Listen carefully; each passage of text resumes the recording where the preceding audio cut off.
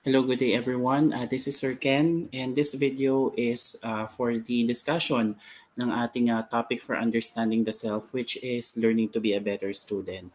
So let me share my screen so that everyone will be guided with our discussion. Yeah. All right. Okay. So we are done discussing the different types of self. And after nating matalakay ang iba't ibang mga uri ng self, syempre ang next set of topics naman natin, mga topics natin para sa finals would be how are we gonna manage and take care of ourselves.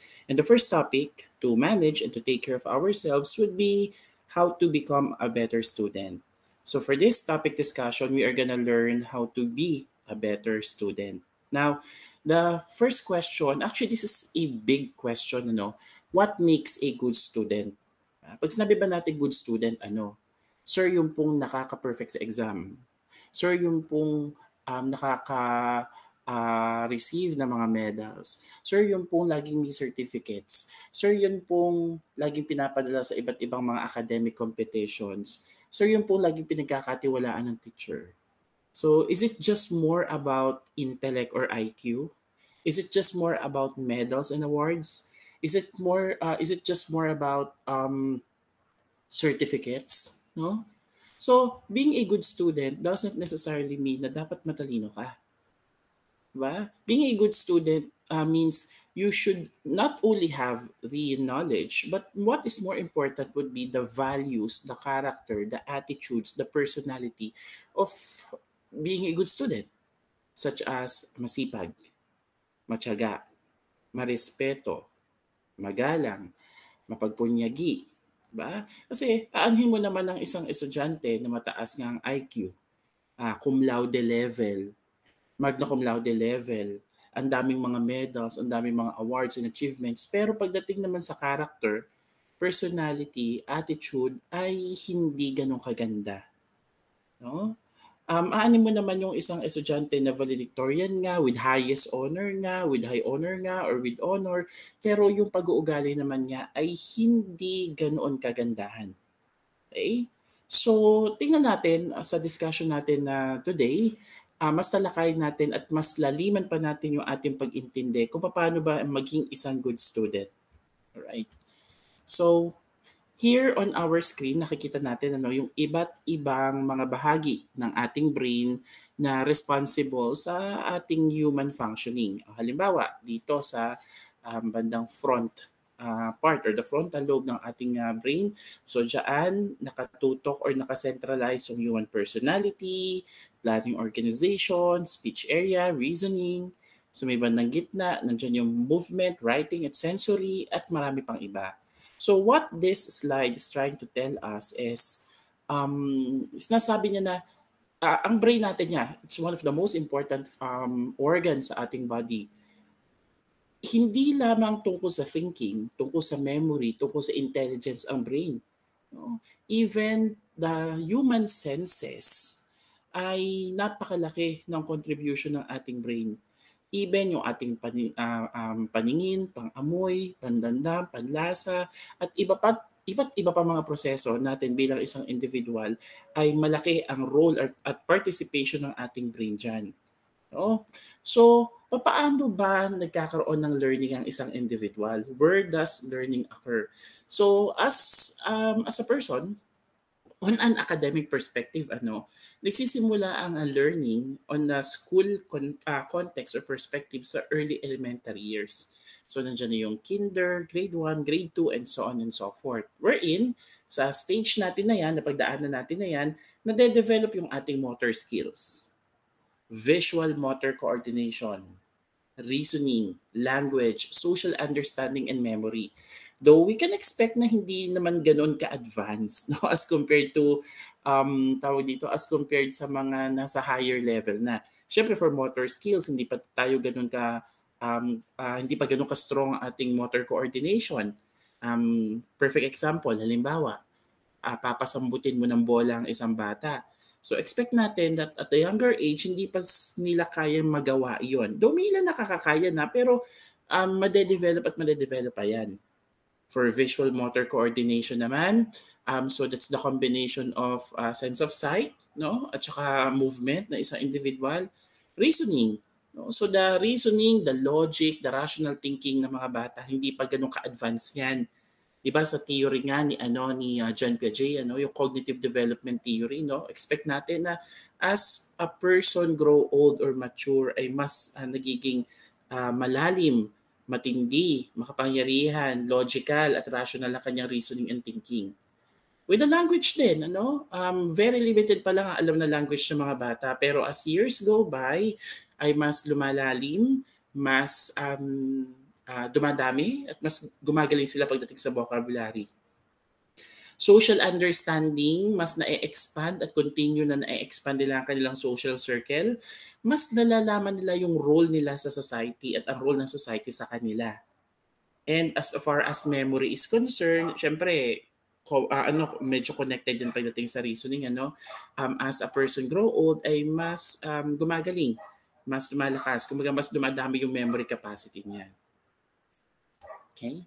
So as far as yung yung part na ating brain na responsible is concerned, so sinasabi na yung frontal lobe daw natin, when we talk about frontal lobe, so front, nasa pinakaunahan, begin to mature fully in the middle school. So middle school is about, mga intermediate level. So mga grade 4, grade 5, grade 6, yan.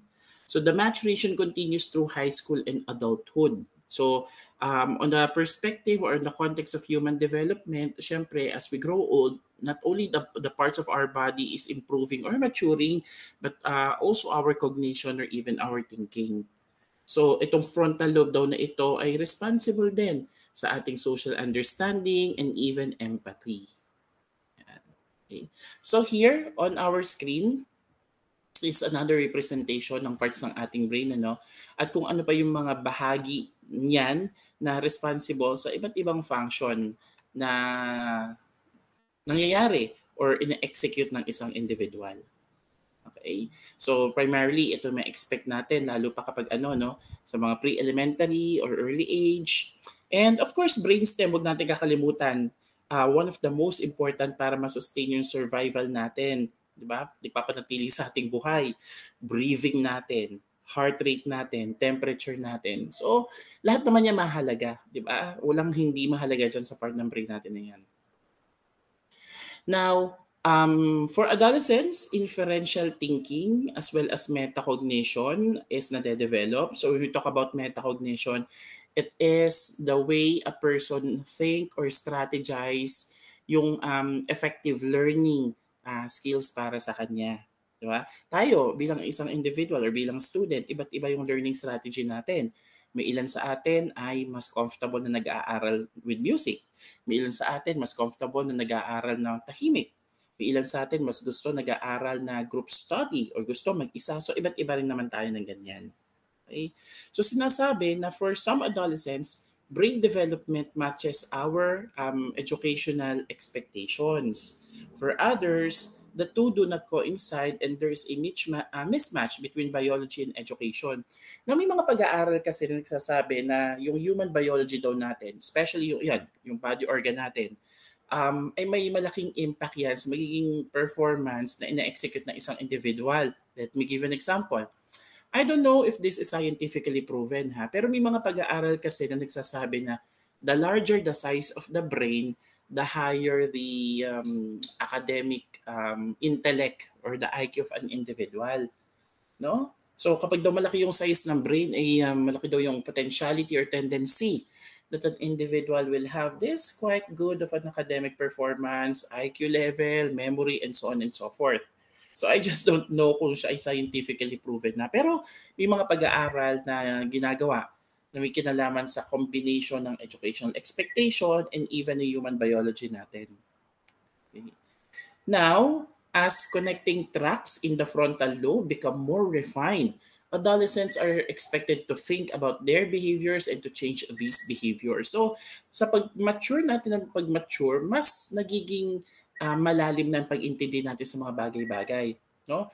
Kung dati hindi natin alam kung ano ang tawag sa tubig, tapos natutunan natin na, tubig pala ang tawag doon. Tapos nalaman natin na, uy, ito pala ang function or role ng tubig. Tapos nalaman natin na, uy, may mga bagay pa pala akong magagawa out of dito sa tubig.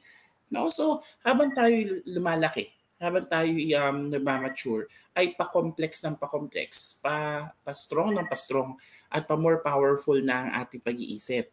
Kaya lang, as we grow old nga, syempre, ay masasabi natin na habang tayo tumatanda, ay risk-prone tayo at nagiging impulsive na tayo sa ating mga desisyon.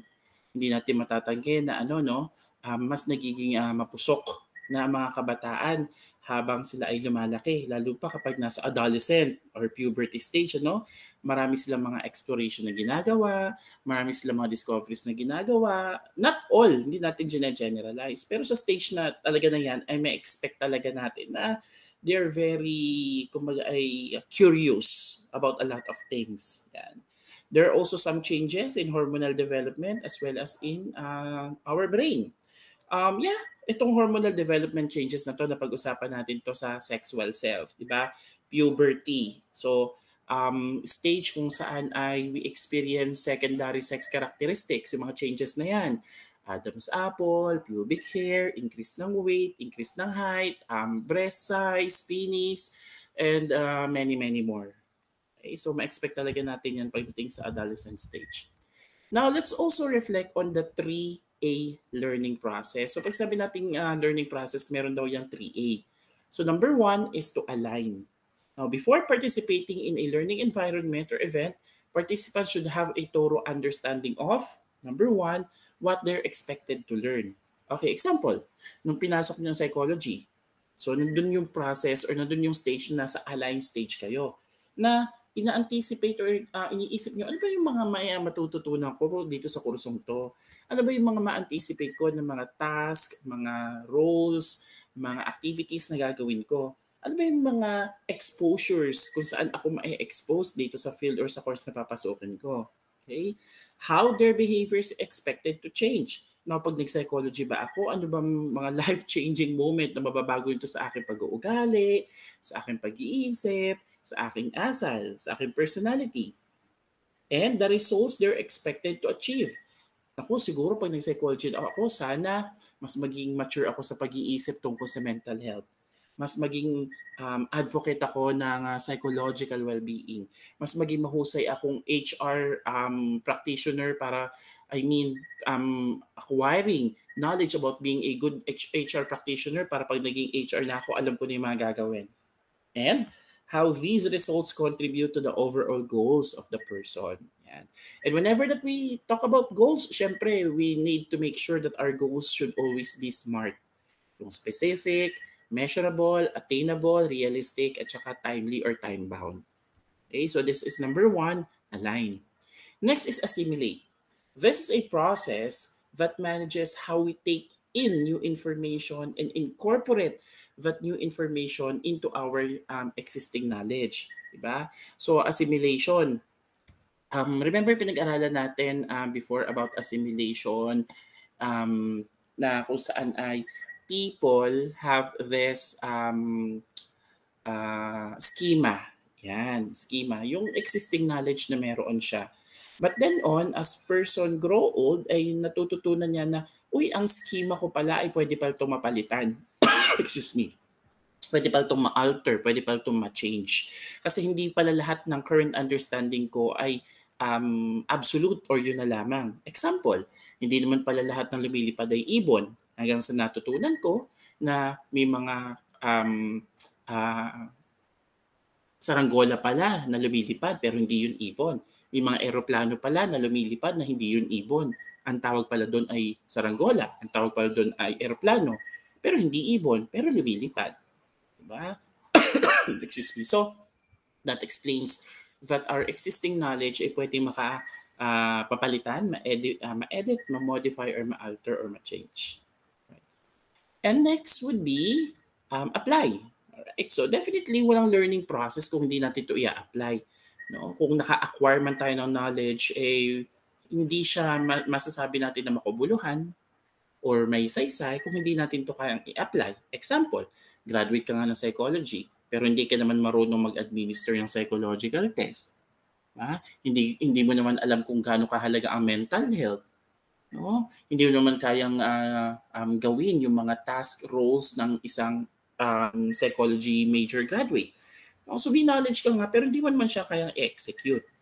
Okay? So sinasabi nga dito, applying what you have learned is where 80% of the learning takes place.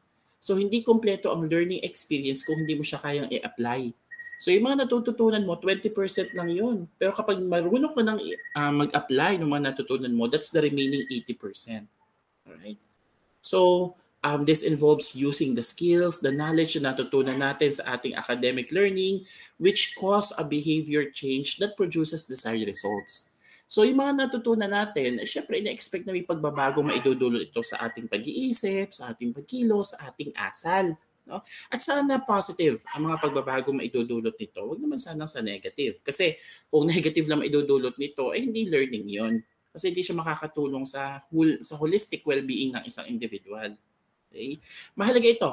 This is a very, very big and important step towards success. And syempre, sino ba namang ayaw maging matagumpay? Diba? And as far as success is concerned, hindi natin ito makakaya kung hindi rin sa tulong ng mga nakasuporta sa atin, such as yung mga teachers natin, mga mentors natin, mga coach natin, and even our family. Our family members, our friends, our classmates. Ayan. Okay. So let's talk about metacognition and study strategy. So ikaw, ano ba yung mga metacognition at study strategies mo? So ilan sa atin, gumigising na madaling araw kasi doon sila comfortable na mag-aral. Okay? Yung ilan sa atin, nagkakape kasi yung nakakapagpa-boost ng brain nila. Yung ilan sa atin, may music, may malakas na music kasi doon sila nakakapag-review. So let's understand more about metacognition.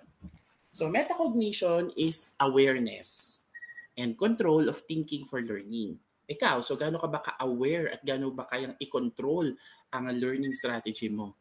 Diba? So dapat alam mo kung saang environment, saang strategy nagiging effective ka pagdating sa pagkakatuto.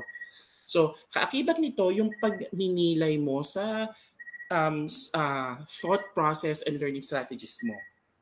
Kung alam mo na hindi pala effective para sa iyo ang ganitong learning strategy, palitan mo.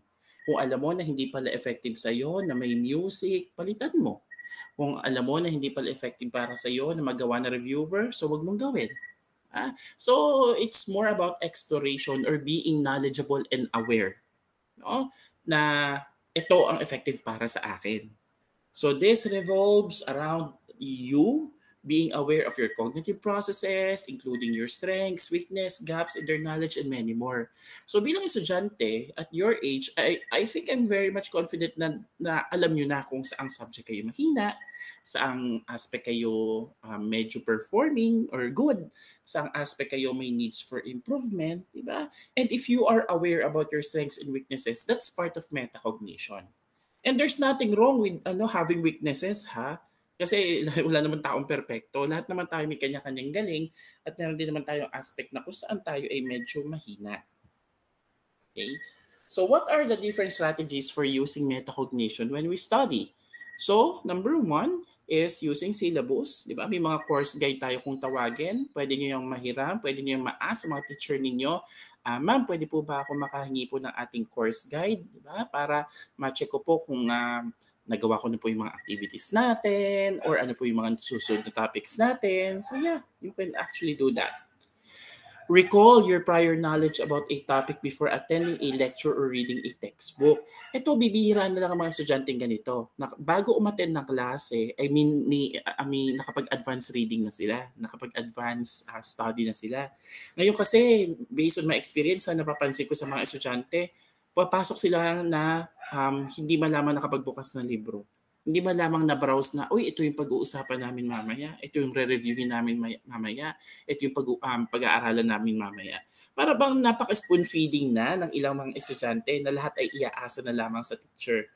No? I can still remember, no college pa ako, pag sinabi ng teacher na, okay, next meeting, ito ang topic natin. Babasahin na agad namin yan, re-review na agad namin yan, para pagdating ng klase at nagtawag sa recitation, may sasagot kami. So mahalaga yan. Next, talk about the material with classmates, friends, and tutors. So, check on ano ba yung mga substantial, informative references, books, websites na makakatulong para sa pag-aaral mo. Ask yourself reflective questions and to assess your comprehension and identify knowledge gaps. All right. Write out what you know and questions you have about the learning objectives for each topic. Actually, very effective ang paggagawa ng reviewer. Yun may para sa akin ha. Kasi whenever that I do reviewers, ay parang habang nagsusulat ako, natatandaan ko na rin, naiintindihan ko na rin, nare-reflect ko na rin.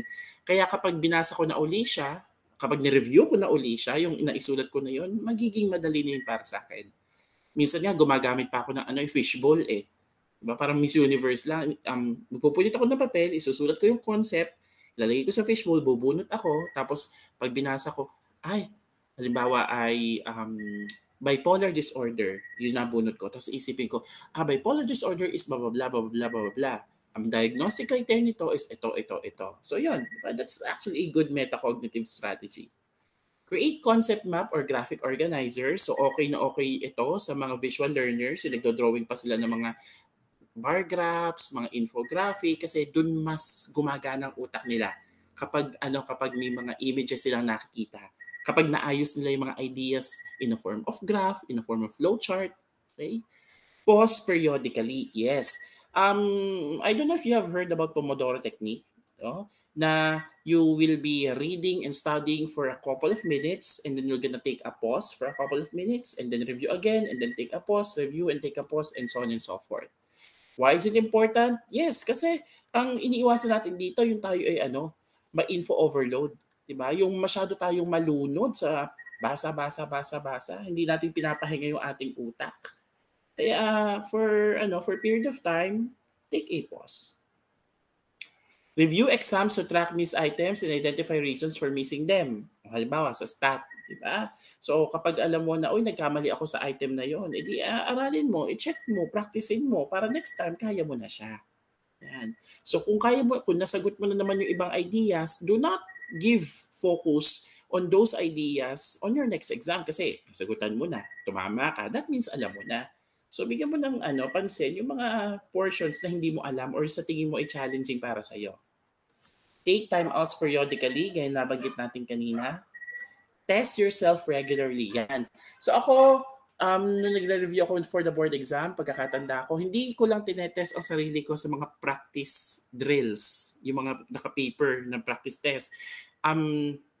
Nagbabrowse din ako sa Google ng mga online exams. Yes, mga online exams. So, very effective yun para sa akin. O halimbawa sa stat, mag-activity tayo tungkol sa halimbawa ay measures of possession. Yan. So, kapag alam mo na mahina ka, maghanap ka sa sa mga books at sa online ng mga practice question, para mas masani at mabihasa ka. Ako nung high school ako, ganyan ang ginagawa ko. Kapag may mga hindi ako maintindihan concept, lalo pa sa trigonometry, mga higher level mathematics, pagkatapos ng klase, punta ako sa bahay namin, check ako ng libro, may mga practice questions, nasagutan ko. Para mas mahasa at masanay ako. Yan. Figure out what learning strategy work best for you. So sabi ko nga, hindi naman lahat ay effective para sa atin. May ilan sa atin na effective nga na gumising na madaling araw. May ilan sa atin na effective na magpupuyat at ayaw gumising na madaling araw. May ilan sa atin na gumagawa ng reviewer. May ilan sa atin na gumagamit ng stabilo or highlighter. So iba't iba. At syempre, pipiliin mo kung ano yung effective sa'yo. Huwag mong gagayahin. Pwede mo naman gayahin kung ano yung strategy ng mga best classmates mo. Pero kung sa tingin mo ay upon doing it at hindi yun effective sa'yo, syempre wag mo nang gawin. Palitan mo na. Kasi maybe that's effective for them but it's not effective for you. Okay? Now, let's manage our own learning through self-regulated learning. So, self-regulated learning involves the capacity to comprehend and manage one's own learning surrounding. It's the ability to set goals, monitor, progress, instruct, reinforce positive behaviors, all aspects of self-regulation. Now, we talk about self-regulation. Para sa akin, ang pinakamahalaga dito is setting goals. Because everything will start with setting your goal. Example, okay, malapit na ang final exam. Ito ang mga goal ko. Sa dates na ito, May something, ay gagawin ko yung mga LMS ko. Sa May na ito, magagawa na ako ng reviewer.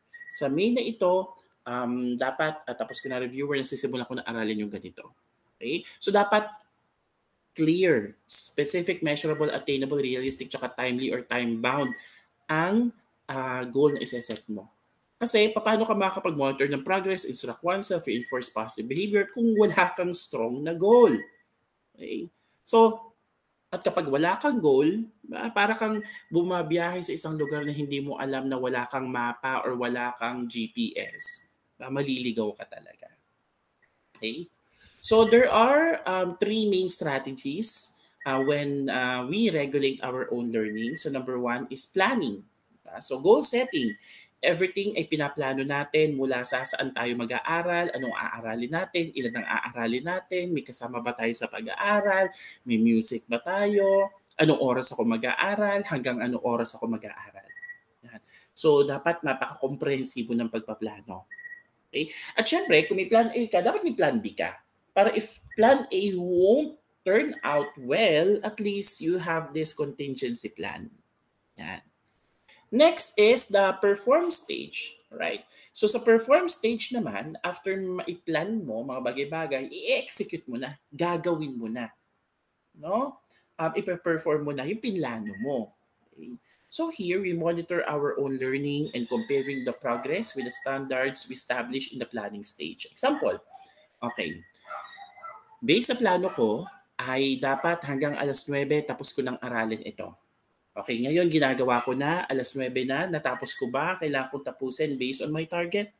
Okay, pagdating sa date na ito, dapat 0 na ang LMS ko. O, na-reach mo na yung date na yon. Okay, ito na yung date na yon, na-0 ko na ba ang LMS ko?